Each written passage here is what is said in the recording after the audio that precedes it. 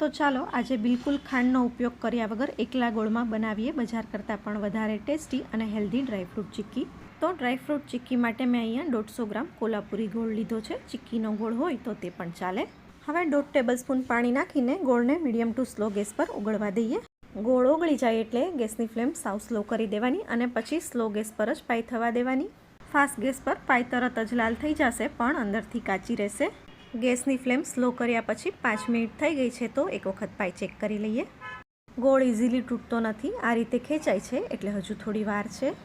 ફરી 2 મિનિટ પછી પાઈ ચેક કરી તો આ રીતે એકદમ સરસ તૂટી જાય છે એટલે પાઈ અહીંયા એકદમ તૈયાર છે. પાઈ થઈ જાય એટલે લાસ્ટમાં એડ કરવાનું છે 1/2 ટેબલસ્પૂન ઘી. ઘી મિક્સ થઈ જાય એટલે એડ કરી દઈએ રોસ્ટેડ ડ્રાયફ્રૂટ. ડ્રાયફ્રૂટ તમે તમારી ચોઈસના લઈ શકો છો. અહીંયા કામ થોડું સ્પીડમાં કરવાનું. ફટાફટ મિક્સ કરીને લઈ લઈએ ઘીથી ગ્રીસ કરેલી મધુર ખાંડની કોથળી પર. આ પ્લાસ્ટિક પર ચીક્કી બહુ જ સરસ વણાય છે. આવી ચીક્કી બટર પેપર કે સિલિકોન સીટ પર પણ નથી થતી. જો તમારે પ્લાસ્ટિક યુઝ ન કરવું હોય તો બટર પેપર કે સિલિકોન સીટ પણ યુઝ કરી શકાય.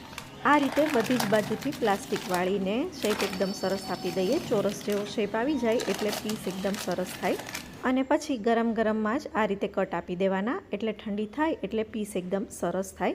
તો તૈયાર છે અહીંયા બજાર કરતાં પણ વધારે ગુડ લુકિંગ, બજાર કરતાં પણ વધારે ટેસ્ટી અને બજાર કરતાં પણ વધારે હેલ્ધી મિક્સ ડ્રાયફ્રૂટ ચીક્કી.